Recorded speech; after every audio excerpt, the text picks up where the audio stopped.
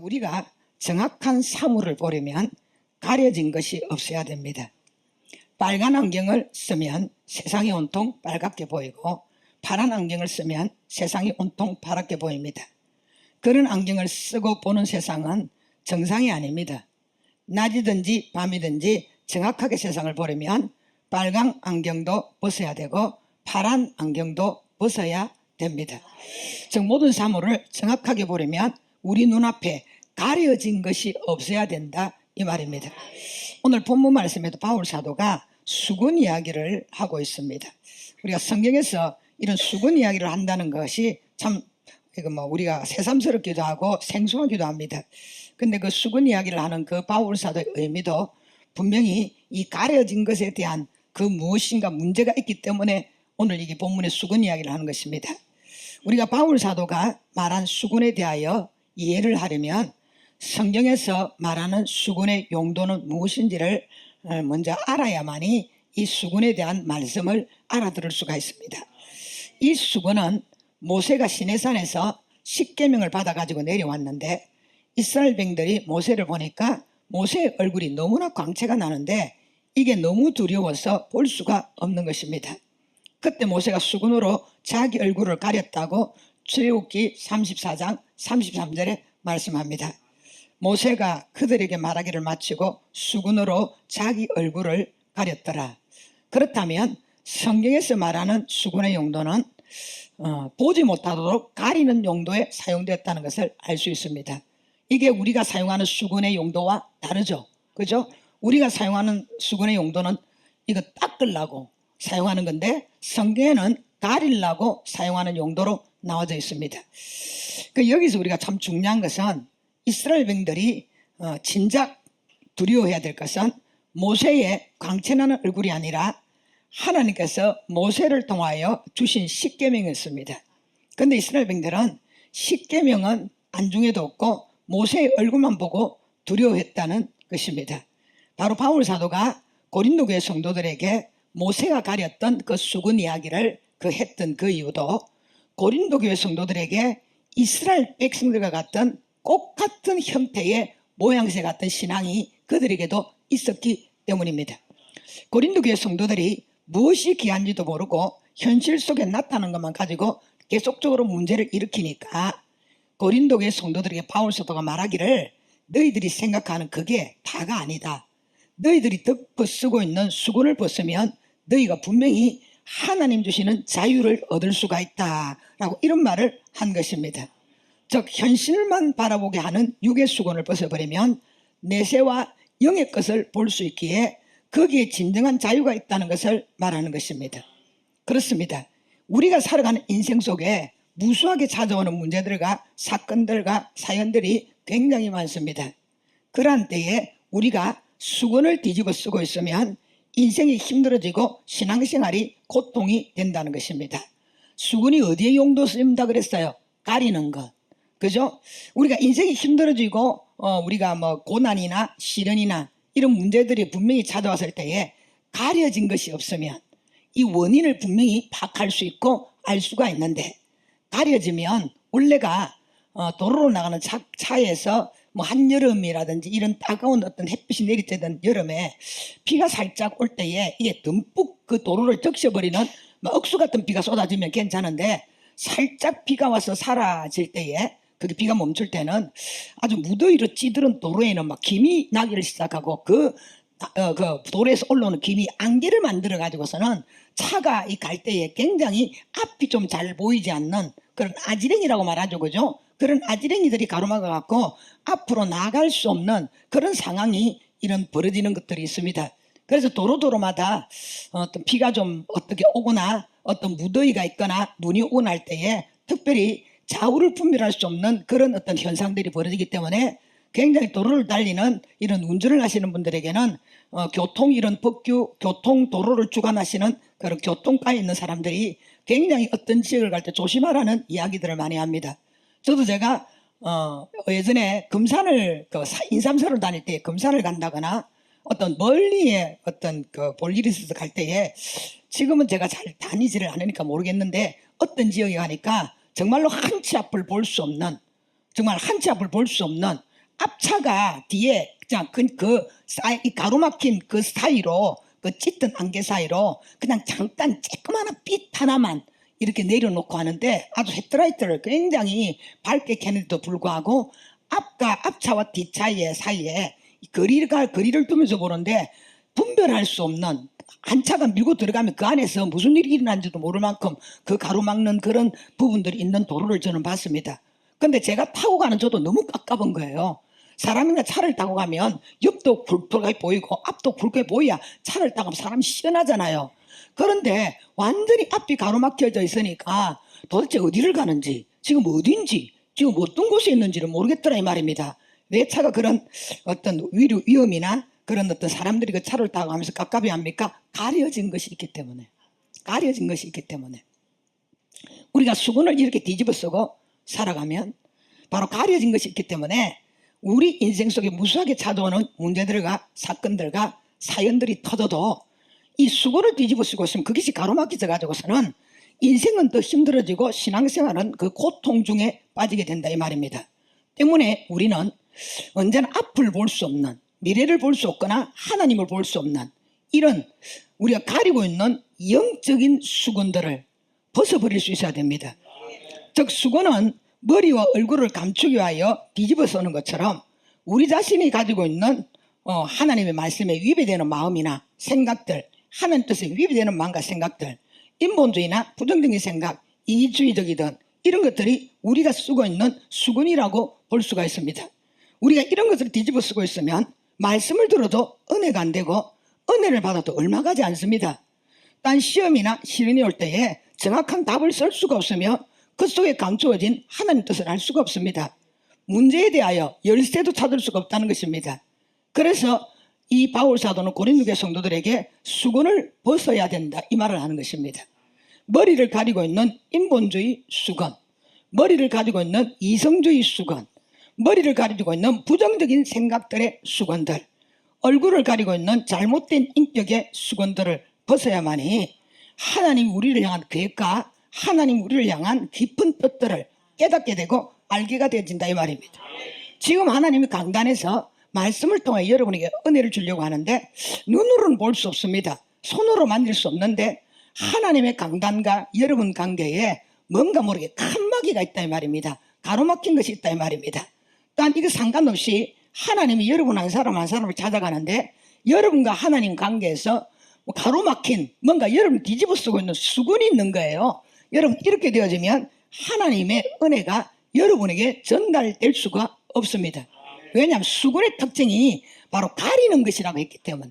수건의 특징이 가리는 거예요. 예수 믿는 사람의 가림막에는 예수의 피밖에 없습니다 여러분. 예수의 피, 그거밖에 우리의 가림막에는 없습니다. 바로 아담과 하와처럼 무화과 나무 잎을 가지고 베리베리 귀한 것을 가지고 자기의 어떤 모습을 가리려고 한다 할지라도 결코 그것은 인간의 가림막이가 될 수가 없다는 거예요.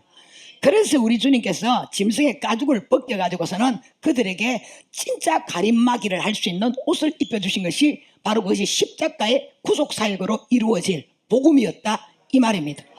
그래서 여러분 다른 걸 갖고 아무리 가려도 소용이 없는 것입니다. 우리의 가림막이는 오직 예수의 이름과 예수의 피밖에 없다는 사실을 아셔야 되는 거예요. 이 본문의 바울 사도는 고린도 교회 성도들은 이 마음에 이 수건이 덮여 있다고 합니다. 15절을 보니까 오늘까지 모세의 글을 읽을 때에 수건이 그 마음을 덮었도다. 모세의 오경을 읽는데 이 사람들 마음에, 고린도 교회 성도들 마음에 뭐가 있냐면 수건이 그 마음에 덮여 있었다는 거예요. 여러분 마음에 수건이 덮여 있으면 아무리 하나님의 말씀이 흘러 들어가도 말씀이 절대 그 사람 속에 심겨지지 않습니다. 마음이 옥토가 되지 못합니다. 마음이 열리지를 않습니다. 그래서 예수님께서 인간이 가진 마음의 밭을 말씀하시면서 세 종류의 마음밭에는 말씀의 씨가 들어가지 않는다고 말씀하고 있습니다. 어떤 밭입니까? 길가밭, 돌짝밭, 가치밭입니다. 이 마음밭은 의심과 불신앙, 부정적인 것들 여러 가지의 수건이 덮여있는 밭을 말하는 것입니다. 이러니 고린도 교회 성도들은 날마다 싸우고 다투는 일만 합니다. 하나님께서 왜 타락한 고린도시에 고린도 교회를 세웠는지, 하나님께서 다른 교회에 주시지 않는 이런 은사라는 것, 이런 것들을 쏟아부어 주셨는지, 왜 하나님이 정말 보잘것없는 저들에게, 비천한 저들에게 능력을 주셨는지를 깨닫지를 못합니다. 그러다 보니까 고린도 교회는 못난 사람은 하나도 없어 다 잘난 사람들이 가득하고 대단한 사람들이 가득하여 잠잠할 날이 없습니다. 날마다 당파 싸움밖에 안 합니다. 나는 게바파, 나는 바울파, 나는 아볼로파, 개삼시로 팔을 갈라가지고서는 이 편에 뭐라고 말합니까? 오늘 손가락으로 여기 다 모여라 하는 거 있잖아요. 우리 그런 놀이 많이 했죠. 오늘 여기 다 모여라 가면은 내 편 먹을 사람 다 따라오고 저 편 먹을 사람 데리러 가고 그런 놀이가 많지 않습니까? 날마다 나는 아볼로파니까 아볼로파에 모일 사람 여기 다 모여라 그러면 아볼로가 성경에 능한 자 아닙니까? 유대교를 이기고 박살이 냈던 사람이 바로 성경에 난 아볼로밖에 없었어요. 그러니까 성경의 지식이 이 박식하고 바삭한 아볼로파에 모이라고 하면 그 성경에 좀 지식계나 있고 좀 성경을 좀 안다고 암송이를 안다고 구절계나 안다고 자랑하는 인생 그걸 다 묻는 거예요. 또 이제 뭐라면 게바입니까? 게바는 누구냐? 예수님의 수제자입니까? 다 모여라 하면 또 그쪽으로 다 모이는 거예요. 날마다 하는 것이 당파 싸움밖에 안 합니다. 왕조 시대가 따로 없는 거예요. 바로 고린도 교회에서 그런 일들이 일어나니까 그 싸움은 무슨 말씀 싸움입니까? 못난 사람들이 그런 싸움을 할 수 있는 싸움은 아니에요. 잘난 사람들이 그런 싸움을 하는 거예요. 그러니까 잘난 사람들이 가득하고 대단한 사람들이 가득하여 잠잠할 날이 없습니다. 그래서 노예에서 바울 사도를 고린도 교회에 파송을 한 겁니다. 바울 사도가 고린도 교회에 와서 문제를 살펴보니까 이 사람들의 마음에 뭐가 있었냐면 율법적인 수건이 덮여 있었더라 이 말입니다. 그게 율법적인 이 수건이 덮여 있으니까 이해도 안 되고 양보도 없고 깨달음도 없고 말이 안 통하고 생각이 안 통하는 것입니다. 그래서 바울 사도가 15절 말씀해 보니까 수건이 그 마음을 덮었도다 말하는 것입니다. 여러분 사탄은 수건을 덮어 씌우는 일을 한다면 하나님은 수건을 벗기시는 일을 하십니다. 여러분이 사탄의 공격을 받으면 덮어 씌는다. 사탄의 귀신한테 덮어 씌다 이 말 하잖아요. 그러니까 사탄이나 귀신 마귀들은 사람에게 수건을 덮어 씌워서 하나님과 나 사이를 가로막도록 만드는 것이 사탄이 하는 짓것이라면 하나님은 뭐 하는 일이냐? 사탄이 뒤집어 놓은 수건을 벗겨내시는 일을 하나님이 하신다 이 말입니다. 여러분 처음 사탄이 인간에게 덮어 씌운 수건은 교만의 수건이었습니다. 에덴 동산에 아담과 하와에게 선악과를 먹으면 하나님처럼 된다는 미혹을 하면서 하나님을 대적하는 교만의 수건을 뒤집어 씌워버렸습니다. 그랬더니 하와가 완전히 딴 사람이 되었어요. 하와가 평소에 그 보던 선악과는 그렇게 탐스럽거나 먹으니스러운 게 아니었습니다. 그냥 하나님이 먹지 말라고 하는 그런 어떤 명령, 그런 어떤 명령이나 그런 어떤 하나님의 법이 정해진 것이라 이 말입니다. 그런데 이게 먹음스러운 게 아니었는데 이 사탄이 하와에게 교만의 수건을 뒤집어 씌우니까 선악과를 보는 순간 안 먹으면 죽을 것 같고 먹지 않으면 영원히 후회할 것 같은 너무나 아름답고 탐스럽고 먹음직스러운 선악과로 보여지는 것입니다. 그래서 하와가 정신 나간 그 사람처럼 선악과를 따서 먹고는 아담에게도 죽었더니 부부는 한 몸이다 보니까 이 뭡니까? 하와가 뒤집어 쓴 수건에 같이 끌려 들어가서 함께 선악과를 먹어 치운 것입니다. 이로부터 원죄의 탯줄을 달고 나온 인간은 태어나면서부터 양수물을 뒤집어 쓰고 나오듯이 모두가 다 인본주의와 이성주의와 하나님을 알지 못하는 무지의 수건을 뒤집어 쓰고 어미뱃속에서 태어나는 거예요. 그리고 지금도 사탄은 끊임없이 돌아다니면서 불신자나 성도들에게 이런 수건을 뒤집어 씌우는 일을 하고 있다 이 말입니다. 특별히 성도들의 마음과 생각 속에 하나님을 대적하는 하나님 말씀에 불신앙하는 불순종하는 이 수건을 뒤집어 씌워가지고서는 멸망으로 끌고 가는 일을 지금도 자행하고 있다 이 말입니다. 여러분 복음은 사탄이 뒤집어 씌워놓은 모든 영적인 수건을 벗겨서 하나님을 보게 합니다. 그래서 누가복음 4장 18절에서 19절 말씀에 이렇게 말씀하십니다. 주의 성령이 내게 임하였으니 이는 가난한 자에게 복음을 전하게 하시려고 내게 기름을 부으시고 나를 보내사 포로된 자에게 자유를 눈먼 자에게 다시 보게 함을 전파하며 눌린 자를 자유롭게 하고 주의 은혜의 해를 전파하게 하리 하심이라 하였더라. 이게 복음인데 복음은 뭐냐? 포로된 자, 눈먼 자, 눌린 자를 자유롭게 한다는 것입니다. 여러분 이걸 오늘 수건의 말씀으로 비해보면 이 사람들이 어디에 눌려 있습니까? 사탄이 뒤집어 씌워놓은 저주의 수건에 완전 포로가 되어서 눌려 있다는 것입니다. 이 사탄이 씌워놓은 수건에 눌려 있는 사람은 저주와 질병과 고통과 시련과 우환과 재난에서 벗어나지를 못합니다. 그러다가 수건으로 김밥을 말듯이 돌돌 말아가지고서는 그냥 단번에 지옥불에 던져버리는 일을 이 사탄이 하고 있다는 것입니다. 중요한 것은 예수를 믿지 않는 불신자들은 김밥을 말든지 뭐 떡밥을 말든지 말아 던지는 거는 어쩔 수가 없는 거예요. 왜? 사탄에게 장악이 되어져 있는데. 그런데 중요한 것은 예수를 믿는다고 하는 사람들 중에서도 이 수건을 뒤집어 쓰고 있는 사람들이 많다는 것입니다. 이러한 수건을 뒤집어 쓰고 있는 사람은 교회를 다니지만은 자유도 없고 평안도 없고 예수쟁의 참만족이나 참행복을 누릴 수도 없습니다. 성경을 보면 수건을 덮어 쓰고 있다가 죽임을 당한 사람들도 있고 불행해진 사람들도 있습니다. 창세기 4장에 가인과 아벨이 하나님께 제사를 드렸는데 어떻게 된 영문인지 아벨의 예배는 하나님께서 받으셨는데 가인의 예배를 받지 않은 것입니다. 이때 사탄은 가인의 마음과 생각 속에 시기와 분노의 수건을 덮어버렸습니다. 그러자 가인은 자기 마음에서 끌어오는 분노를 억제하지 못하고 그냥 아벨을 죽여버렸어요. 만약 가인이 사탄이 자신의 마음과 생각 속에 씌워버린 시기와 분노의 수건을 예수 이름으로 벗어 던지고 하나님께 나아가 왜 자기의 예배를 받지 않았는지를 물어보았다면 가인은 그 다음에 아벨처럼 복이 되는 예배를 드려 축복의 사람이 되었을 것입니다. 주님도 분명히 가인에게 말씀하시기를 네 마음 밖에 사탄이 네에게 이런 죄를 짓도록 이런 죄의 수건을 뒤집어 씌우려고 문 앞에 지금 기다리고 있다고 하지 않습니까? 우리 마음 문 앞에 기다리고 있다고 하지 않습니까? 그래서 가인이 이제 막 사탄한테 뒤집어 씌운 거예요. 어디에 뒤집어 씌웠느냐? 시기와 이런 그 끌어오는 분노에 이 수건에 뒤집어 씌워버린 것입니다. 그랬더니 이 가인이 그걸 이기지 못하고 아벨을 쳐 죽인 것입니다. 여러분 사울왕은 사탄이 그의 마음과 생각 속에 부정적인 생각과 의심의 수건을 씌워버렸는데 그로 자신의 삶에서 일어나는 모든 일들을 부정적으로 해석을 하다가 결국에는 전쟁터에서 자식들과 함께 비참한 최후를 맞이했습니다. 만약 사울을 듣고 있던 부정적인 생각과 의심의 수건이 벗겨졌다면 그는 다윗처럼 그 한 시대에 성군이 될 수 있었을 것입니다. 이만큼 사탄이 뒤집어 씌우는 수건이 우리를 이렇게 불행하게 만들고 우리를 고통 속에 빠뜨리게 만들고 하나님과 멀어지도록 만들고 우리를 너무너무 아프게 만든다 이 말입니다. 아이성 전투를 패배로 이끌었던 아간은 탐욕의 수건이 그의 마음과 생각을 덮어버렸습니다.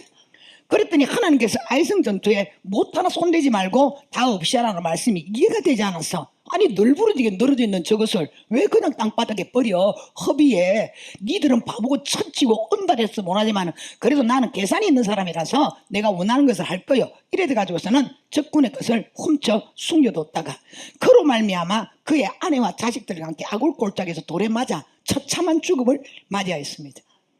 사탄이 우리에게 수건을 뒤집어 씌우는 이유가 바로 아간처럼 이렇게 비참한 인생을 살도록 하기 위함이라는 사실을 아셔야 됩니다. 자, 그에 비하여 아브라함은 우상 숭배와 불신앙의 수건을 뒤집어 쓰고 살았지만은 하나님을 만나는 그 순간 그 수건이 벗겨졌습니다. 그랬더니 하나님께서 너의 아비 친척 모두 다 두고 갈대우를 떠나라는 그 말씀이 자신에게 불행으로 들려진 것이 아니라 억압으로 들려진 것이 아니라 고통으로 들려진 것이 아니라 축복으로 믿어져 75세나 된 노인네가 물쓸고 낯설은 머나먼 길을 떠나 기독교의 역사를 빛내는 믿음의 조상이 되었습니다. 요셉도 수건이 벗겨진 사람입니다. 형님들한테 미움을 받고 애굽의 노예로 발려가는 신세가 되어서 그 어린 나이에 파란만장한 삶을 살았지만은 그러나 요셉은 사탄이 던져주는 미움과 원망과 용서하지 못할 더러운 수건을 하나님의 은혜로 이겨내고 그 모든 것이 하나님의 섭리요 주권적인 역사로 고백하고 오히려 그를 팔아버린 형님들의 자식들까지 돌봐주는 복된 길을 선택한 것입니다. 한번 상상을 한번 해보세요. 여러분 마귀가 지금 아간이나 지금 사탄의 수건에 뒤집어 쓰인 그 아간이나 할 것 없이 뭐 사울왕이나 가인이나 이런 사람들은 그냥 사탄이 수건 들고 춤출 때에 지도 같이 춤추면서 그 안에 그냥 보쌈 쌓이듯이 그냥 쌓여버린 거야. 이런 보쌈 알죠? 보쌈 쌓여버린 거예요. 그런데 이제 사탄이 그 수건을 들고 누구에게 춤을 췄느냐? 아브라함에게 뒤집어 씌워가고 춤을 추고 있었어요. 그런데 하나님이 딱 찾아오셔가지고서는 그 아브라함을 만나는 순간에 그게 복음이거든요. 자신이 쓰고 있던 완전히 그 지금까지 우상숭배와 불신앙의 수건이 그냥 벗겨져 버렸어. 하나님을 우리가 만날 때에, 예배 속에 하나님을 만날 때에 여러분 스스로도 내가 어떤 수건을 쓰고 있는지 몰랐는데 예배를 드리다가 여러분이 정말 하나님을 만나기만 한다면 그 수건은 벗겨지게 되어 있습니다. 만나지 못하니까 그 수건이 안 벗겨지는 거야. 여러분, 요셉 같은 사람은 수건을 뒤집어 써도 보쌈을 해도 될 만큼 요셉은 사탄의 수건 안에, 사탄의 그런 보쌈 안에 들어갈 수 있는 환경을 가지고 있었어요. 그런데도 수건을 들고 요셉에게 뒤집어 씌우려고 그러면은 이게 물탄 제비같이 빠져나가는 거야. 아니, 보디발의 아내를 통하여서 엄난한 수건을 뒤집어 씌워버리려고, 이 완전 젊은이의 인생을 박살을 내려고 엄난한 수건을 가지고 보디발의 아내를 가지고서는 이렇게 뒤집어 씌우려고 하는데 물탄 제비같이 딱 떨어지는데 하나님 보고 계신다 계산시로 그냥 빠져나가는 거예요. 뭐 어디를 가나 어느 곳을 가나 사탄은 따라다니면서 성령이 우리와 함께 하셨듯이 바로 우리 주님도 사탄도 항상 우리 곁에 우는 사자같이 상실자를 찾는다고 했잖아요. 그잖아요. 그렇다면은 그런 수건을 갖고 뒤집어 쓸 때마다 정말로 그 수건, 사탄이 씌워주는 그 수건 앞에서 무릎을 꿇지 않고 항상 하나님 붙잡고 이겨나가는 사람은 사탄이 수건을 두고 춤을 춰도 뒤집어 씌울 수가 없는 거야. 그때마다 빠져나가는 거야. 하나님의 은혜로 빠져나가고 말씀으로 빠져나가고 주님을 사랑하는 십자가에 사랑하는 마음으로 빠져나가는 거라. 내가 지금 이렇게 하면 다시 예수님을 십자가에 못 박는 거지. 분명히 말했지. 내가 다시 한 번 더 구원을 받고도 생명을 받고도 은혜를 체험하고도 은사를 체험하고도 또다시 내가 죄를 지으면 예수님을 십자가에 못 박는다. 분명히 히브리서 6장에 말씀하셨는데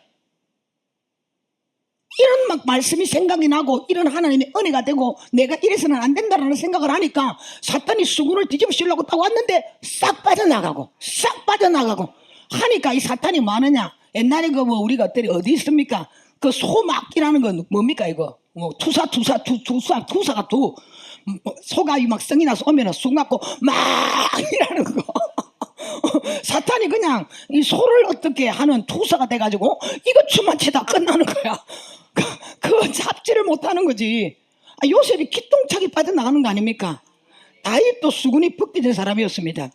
자신이 원하지도 않는 왕으로 세움을 입고 이유 없는 고통을 10년을 눈물 속에 살았지만은 다윗은 이 사탄이 항상 그것을 통하여 어떤 사울왕에 대한 원망이나 사울왕에 대한 불평이나 그 미움이나 용서하지 않는 마음들을 심어주려고 할 때에 이 다윗은 항상 하나님이 자신을 찾아오셨던 은혜, 하나님이 자신을 왕으로 기름 부어주셨던 은혜, 바로 하나님이 자기를 선택해 주셨던 그 은혜를 잊지 아니하고 그때마다 바로 사탄이 뒤집어 씌우는 수군에서 빠져나가지고서는 오직 내가 하나님만 바라보고 하나님만 의지하는 그런 삶을 살았더니 사망의 엄침한 골짜기에서 이 죽음의 수군을 뒤집어 씌우려고 달려든 사탄에게 뭐라고 노래를 하고 있습니까? 내가 사망의 엄침한 골짜기를 다닐지라도 내가 불행하다 생각하지 않는 것은, 이것이 내가 고통스럽다 생각하지 않는 것은 여호와께서 나와 함께 하심이라. 여러분, 하나님이 저와 여러분과 함께 하신다는 이 의미가 여러분 단순한 것 같습니까? 세상에 명예 있는 사람이 우리와 산잔을 하자고 말합니까? 이 세상에 시의원이나 도지사가 여러분한테 한번 전화가 한번 만납시다고 말하는 사람은 있어요? 우리 하나님이 도지사보다 못할까? 우리 하나님이 시의원보다 못할까? 전능하신 하나님, 천지의 주제시요 상천하지 하나님이, 인간의 모든 우주 만물을 창조하시고 인간의 생사를 주관하신 하나님이 나와 함께 한다는 거야. 여러분, 은혜를 받아도 다윗 같은 은혜를 받아야 돼요. 감히 나 같은 인간에게 하나님이 뭐가 답답해서 나와 함께 하냐 이 말이야. 아니, 세상에 잘난 놈 똑똑한 놈 많고 자기가 다른 데서 안 찾아봐도 돼. 자기 위에 7명의 형님만 해도 자기는 제비 안 되는 사람이야. 그런데도 그 7명을 다 제꼈어. 요 일곱 인생은 안 보겠디요. 마지막 정말 아버지도 인정해주지 못하고 별 실없지 않는 볼품없는 다윗을 향하여 하나님이 그 인생을 보겠다고 찾아오셔가지고서는 나 너 그 형님 7명하고 함께 안 할 거거든. 나는 너와 함께 할 거야 라고 하시면서 그분이 찾아온 거예요. 여러분, 다윗은 그 은혜를 잊지 않았습니다. 그 수많은 사람들 중에 자기가 선택을 받았고 하나님이 언제나 자신과 함께 한다는 거. 그래서 그는 사망의 수군을 뒤집어 씌우려고 하는 그 사탄의 손아귀에서도 굴복하지 않고 넘어가지 않고 오히려 그 속에서도 노래했다니까.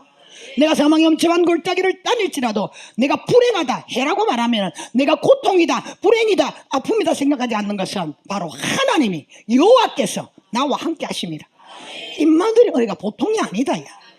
나는 이 세상에 아무도 나와 함께하는 네가 없어도 눈으로 볼 수 없고 손으로 만질 수 없다 할지라도 전지전능하신 그 하나님이 나와 함께 하신다.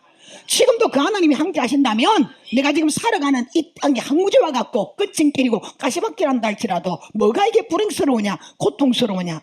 여러분, 지옥이 왜 지옥일까요? 주가 없기 때문에 지옥이에요. 천국이 왜 좋을까요? 주가 그곳에 계시기 때문에 천국이에요. 모세가 그 은혜를 알았어요. 정말 이스라엘 백성들이 애를 먹이고 너무 힘들게 하니까 가나안 땅에 주님 올라가고 싶지 않았어요. 이 백성과 함께하고 싶지 않았어요. 그러니까 나 안 가겠다는 거예요. 어쩔 수 없이 모세가 중보기도 하니까 이스라엘 백성들 살려주면 살려줬어요. 그런데 가나안 땅에 들어가려니까 주님이 마음이 안 내키는 거예요. 그래서 안 가겠다는 거예요. 그때 모세가 딱 커서 뭐라고 말합니까? 하나님이 함께 가지 않는 그 가나안 땅에 우리가 가서 뭐합니까? 왜 가나안 땅이 가나안 땅입니까? 왜 젓가 끓여놓은 가나안 땅입니까? 그것은 주가 계시기 때문입니다. 그래서 우리 주님이 거기서 감동을 먹은 거 아닙니까?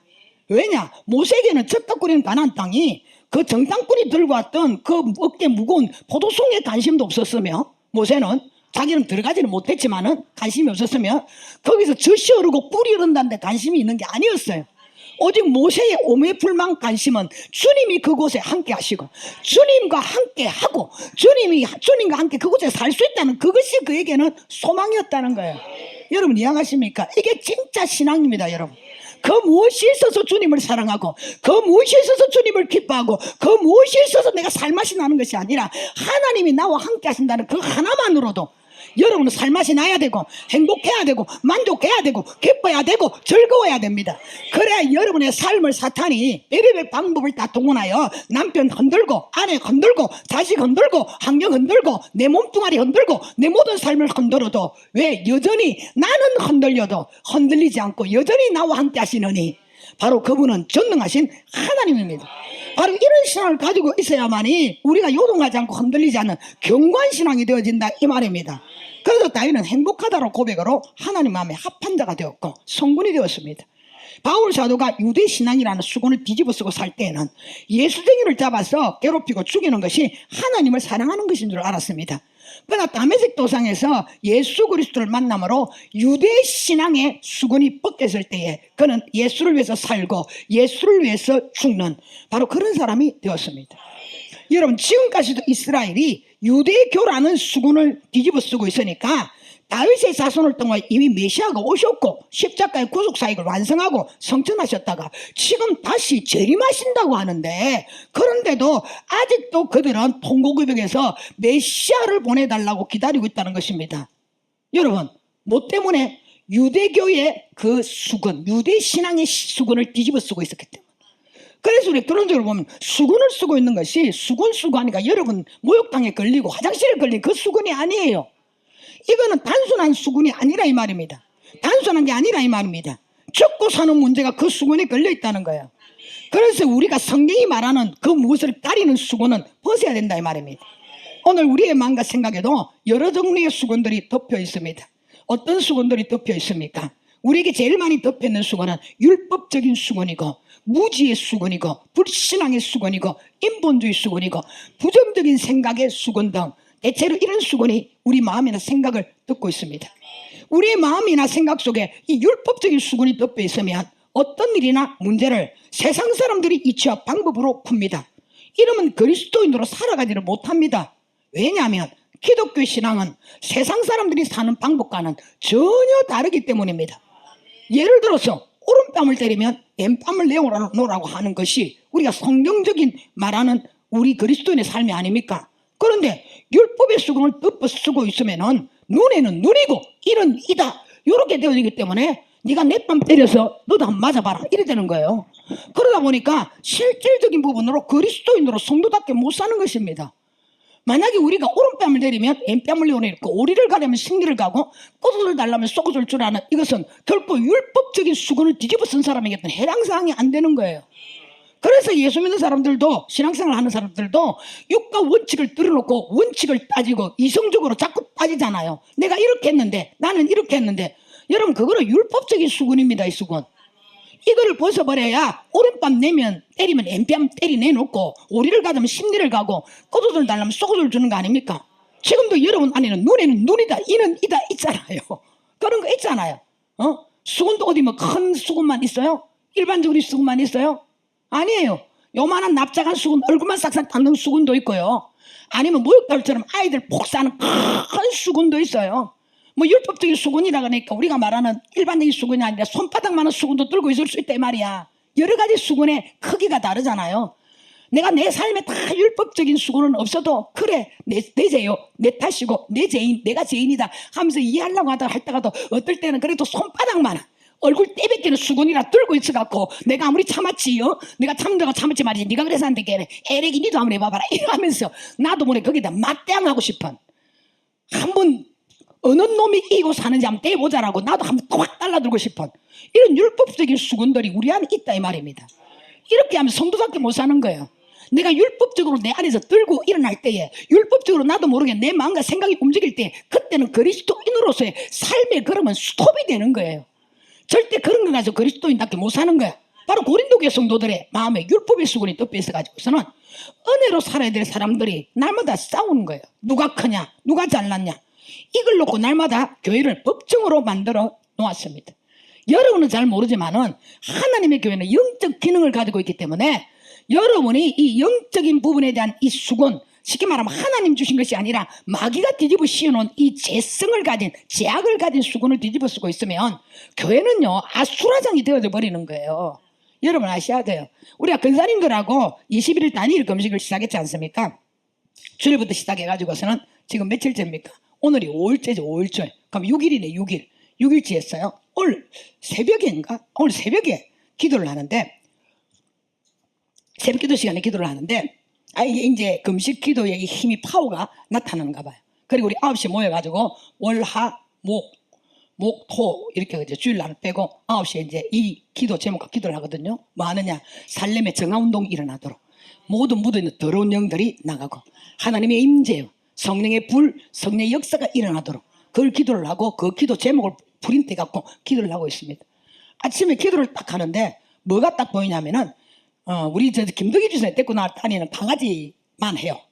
김덕희 주사님 데리고 다니는 한 요 정도 강아지가 되는 것 같다. 하얀 강아지예요. 여기에다가 뭘 액세서리를 달았던가 액세서리를 달았는데 이놈이 너무 급하게 뛰어나가가지고 자동문 앞에서 문이 안 열리니까 막 이러고 있는 거예요. 흰개라는 말은 하나님의 의를 가장한 음행입니다. 끝으로 보기에는 하나님의 영광인데 실질적으로는 하나님의 영광이 아닌 거예요. 그래서 그런 음행에서 하나님의 의를 뒤집어 씌운 가장한 거짓된 하나님의 의는 이런 하얀 강아지들이 보이는 거예요.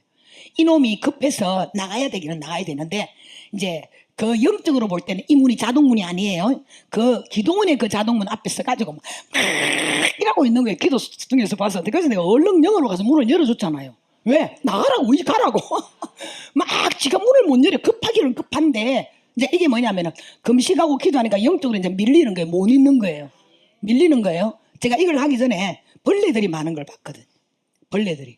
그게 막 내가 벌레를 때리잡는다고 하는 벌레를 봤는데 막 바퀴벌레도 나오고 무슨 벌레도 나오고 막 이러고 내가 막 여기서 두드리 잡고 저기도 두드리 잡고 막 이런 벌레를 잡았어요. 아, 우리 교회와 기도원이 정화운동이 좀 필요하겠구나. 그래서 이제 시작을 한 거예요. 그랬더니 근본적으로 이 잘잘구리한 벌레는 뭐 그게 어디 잽이나 쓰겠어요. 하나님의 불이 나가면 다 태워지고 그랬죠.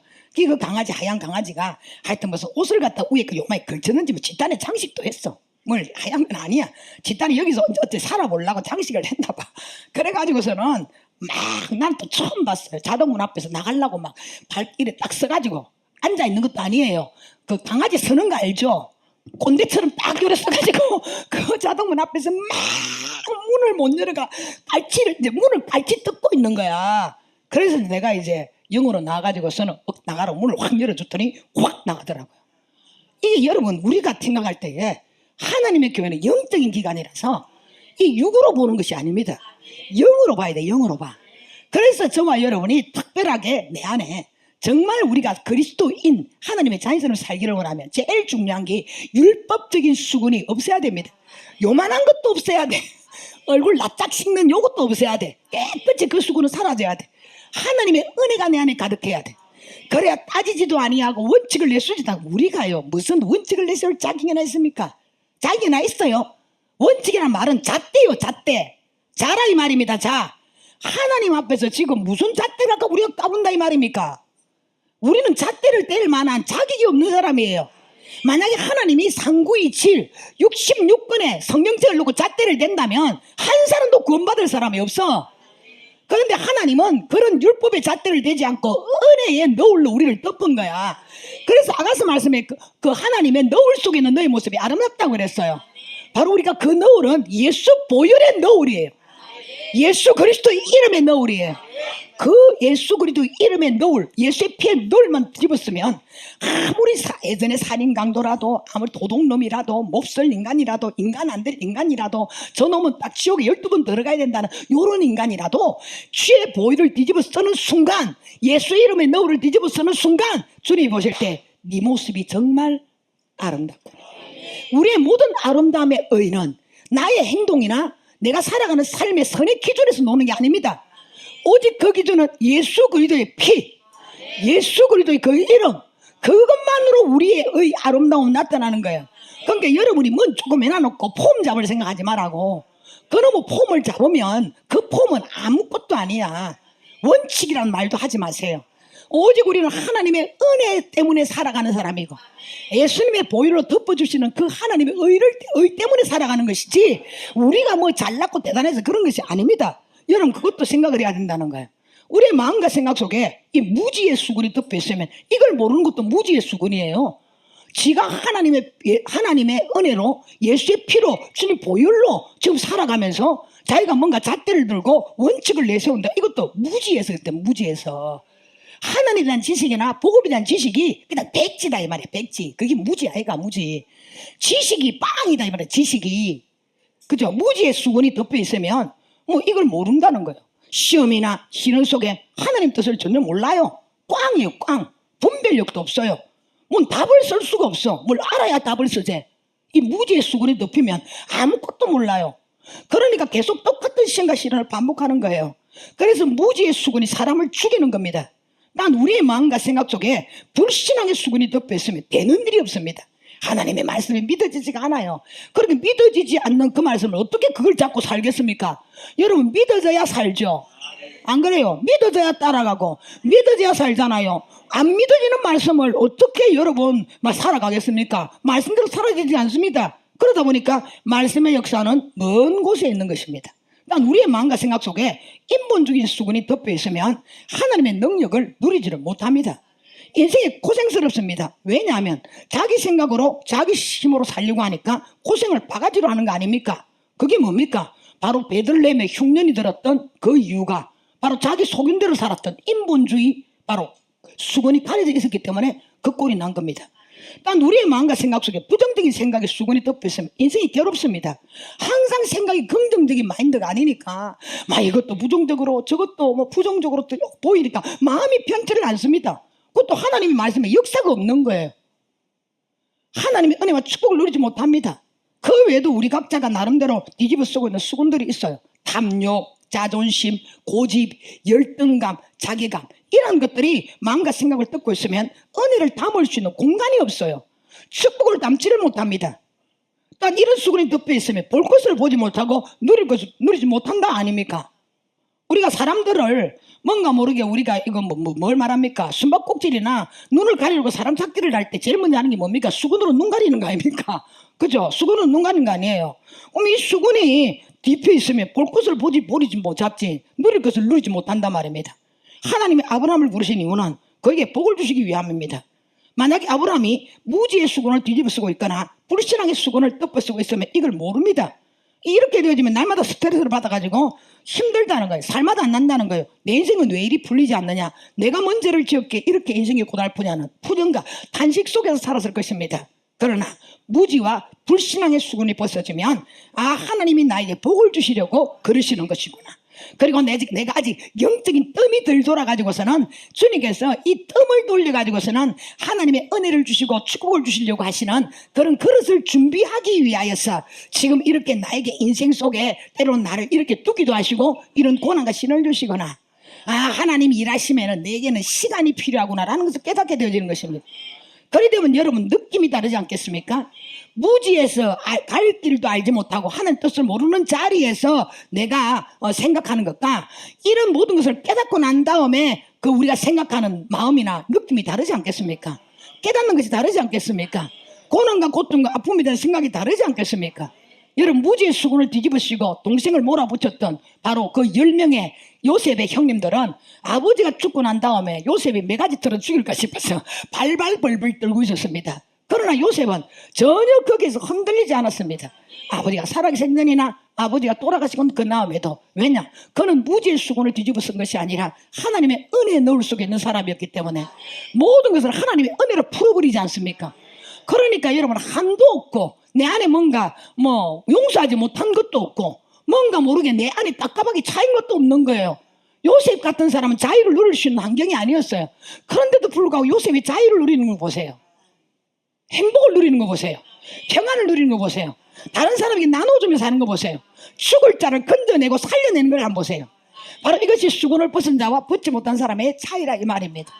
그러므로 저와 여러분은 어찌됐든지 간에 살아가는 삶의 현장에 여러분이 뭔가의 수건을 이렇게 뒤집어 쓰고 있다면 빨리 벗어야 돼요.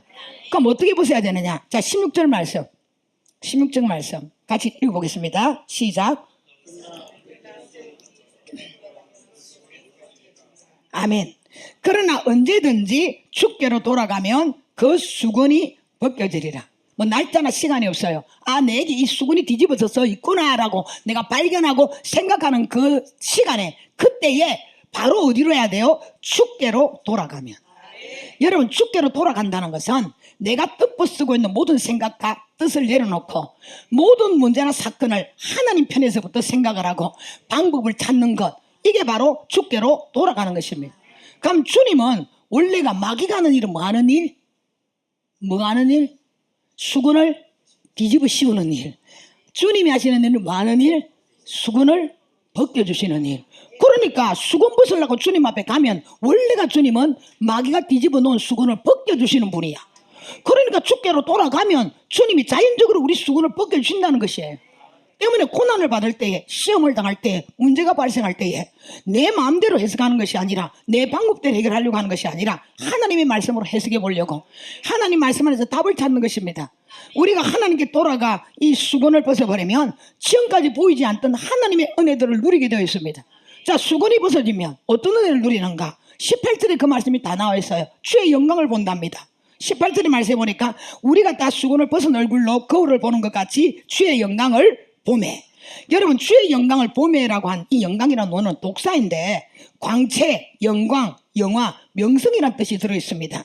즉 우리가 하나님께 돌아가 수건을 벗어버리면 좋은 평판을 얻는 사람이 되어지고 칭찬을 받는 사람이 되어진다는 것입니다. 고로 수건을 뒤집어 쓰고 있으면 좋은 평판을 받을 수 없는 사람이 되는 거예요. 왜? 사람이 뒤집어 쓰고 있는 수건이 그 사람을 가렸기 때문에 가진 사람들은 옳은 평판을 얻을 수 있는 칭찬받을 수 있는 짓을 할 수가 없어요. 할 수가 없잖아요. 사울이 수건을 뒤집어 쓰고 있으니까 사울왕이 얼마나 골통이었고 얼마나 골뱅이였습니까? 맞지 않습니까? 그 사람이 칭찬을 받았어요? 아니에요. 칭찬을 받지 못했어요. 날마다 사울왕은 정말 이 하나님 앞에서 주님이 보실 때도 이 왕을 세우셨던 것들을 후회할 만큼 그는 사람들의 마음에 이 사람에 대한 존재 자체를 후회할 수밖에 없는 사람으로 존재했다는 사람이에요. 그렇다면 그 사람은 얼마나 불행한 사람입니까? 우리가 이런 수건을 벗게 되어지면 하나님의 영광이 나타나는데 우리가 예전에는 나쁜 평판을 어떤 사람이 좋은 평판을 얻게 되어지고 옛날에는 날마다 꾸중만 듣고 항상 다른 사람한테 이거 지적을 당하고 이랬던 사람이 칭찬을 받는 사람이 되어진다는, 고로 말하면 어둠 속에 있던 인생이 뭐한다? 빛을 보게 된다. 아무리 밝은 빛이도 수건 뒤집으면 어둡잖아요. 안 그래요? 근데 밝은 데에 내 수건을 걷어내면 그 밝은 빛이 그대로 나한테 들어오겠죠. 그러면 바로 어둠에 있던 인생이 빛을 발하게 된다는. 두 번째로 어떤 은혜가 수건을 벗으면 나오는가? 이 번째 우리가 2절에 두 번째 말씀에 보니까 18절에 뭐라 합니까? 저와 같은 형상으로 변화가 일어난다고 되어 있습니다. 여러분 형상의 원어는 에이콘인데 그 뜻은 형상, 유사하다, 같다, 여러 가지 형상을 말합니다. 즉 주님을 닮아가는 변화가 일어난다는 것입니다. 이 말을 우리가 역설로 디비면 어떻습니까? 왜 내가 변화가 안 되는가? 왜 내가 성장을 하지 않는가? 내가 뭔가 수건을 뒤집어 쓰고 있기 때문에 그게 다리져서 변화를 막았다 이 말이에요. 내 성장을 막았다는 거예요. 그런데 이 수건을 벗고 나니까 그때부터 저와 같은 형상으로 주님을 닮아가는 사람으로 변화가 일어난다는 거예요. 오늘 여러분 내게 변화가 없습니까? 나는 성장이 없습니까? 분명히 여러분은 주님의 형상을 닮아갈 수 없는 분명히 가진 수건이 있습니다. 이 수건을 나사렛 예수의 이름으로 벗어 던지시기를 바랍니다. 그 수건이 가로막혀서 변화가 안 된대요. 다 수건을 벗어버리면 저와 같은 형상으로 바뀐다는 거예요. 네게 변화가 일어날 거다. 변화가 일어나지 않던 이유가 네가 뒤집어놓은 수건 때문이다. 이렇게 말하고 있습니다. 세 번째 어떤 은혜를 누리니까 천국의 영광이 주어집니다. 18절의 말씀에 보니까 처음에는 주의 영광을 보매라고 했는데 그와 같은 형상으로 변화하여 그 다음에 뭐라고 말했습니까? 영광으로 영광에 이르니라고 했습니다. 영광이 두 번째로 딱 더블대가 있죠. 그죠? 우리가 처음에 나타난 주님의 영광은 현실 속에서 우리가 이 수건을 벗게 되어지면 칭찬을 받거나 평판이 좋은 이런 어둠이 아니라 빛에 속한 사람들이 되어진다는 것이고, 두 번째의 영광의 영광은 그 바로 하나님 앞에 바로 이 땅에서 누리는 영광이 천국까지 이어질 수 있다 이 말입니다. 이걸 또 해석을 해보세요. 얼굴에 수건을 뒤집어 쓰고 있으면 길을 못 찾습니다. 길을 못 찾잖아요. 그러다 보니까 이 사람이 지금 좁은 길로 가야 되는데 넓은 길로 걸어갈 수도 있어요. 주님의 말씀을 따라가야 되는데 주님의 말씀을 따라가지 않고 사람의 말을 따라갈 수도 있어요. 그런데 얼굴에 가려진 얼굴을 뒤집은 수건을 벗고 나니까 자신이 앞에 가로막힌 것이 없잖아요. 그럼 분명한 길이 보이겠죠. 그럼 수건을 벗은 사람은 어떻다는 말입니까? 분명히 하나님의 그런 어떤 평판이 좋은 칭찬을 받는 사람뿐만 아니라 변화가 일어나면서 그리스도인으로서 찾아가야 될 길을 빠르게 찾아가는 거예요. 바로 그 길 끝이 무엇입니까? 바로 이 땅에서 하나님의 영광뿐만 아니라 천국의 영광에 이르게 만드는 그런 하나님의 역사가 일어난다는 거예요. 여러분 수건을 쓰고 있는 불행과 수건을 벗고 난 다음에 하나님의 은혜와 축복은 이렇게 다르다 이 말입니다. 그래서 바울 사도가 고린도 교회 성도들한테 참 생소한 말씀이지만은 그 수건을 너희가 벗어야만이 너희가 정말 정상적인 그리스도인으로 살아갈 수 있다는 말을 하는 것입니다. 여러분 그리스도인이라면 마땅히 벗어야 될 수건임에도 불구하고 하나님께로 돌아가 수건을 벗으면 현세와 내세의 하나님의 영광과 축복을 채우는 역사를 보게 된다는 것입니다. 저 수건 하나 벗어 던지는데 이렇게 큰 은혜를 누린다는 것입니다. 이러니 우리가 생각할 때에 분명히 우리는 내가 어떤 수건을 뒤집어 쓰고 있는지, 내 눈을 가리고 있는 수건은 없는지, 내 마음을 가리고 있는 수건은 없는지, 내 생각을 가리고 있는 수건은 없는지 찾아야 돼요. 그리고 절대 그 수건을 뒤집어 쓰고 있으면 안 됩니다. 때문에 사탄이 뒤집어 씌운 수건을 찾아서 벗어 던지시길 바랍니다. 우리가 하나님께 돌아가서 수건을 벗고자 할 때에 성령님이 우리를 도와주십니다. 그래서 17절 말씀에 주의 영이 계신 곳에는 자유가 있다라고 말씀하는 것입니다. 주의 영은 누굽니까? 성령을 말하죠.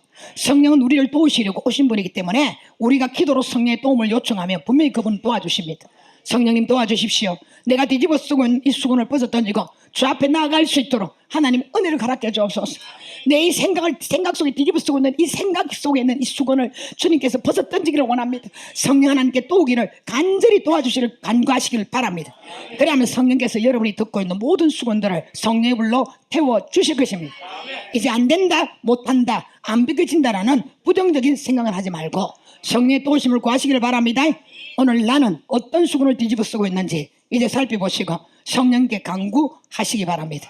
그래야 지금까지 여러분의 생각을 가리고 여러분의 눈을 가리고 마음을 가렸던 모든 수건들이 성령의 불에 태워져 소멸되어질 것입니다. 여러분을 가린 모든 수건들이 벗겨져서 하나님의 영광이 이루고 변화와 천국의 영광을 누리시기를 주님의 이름으로 축복합니다.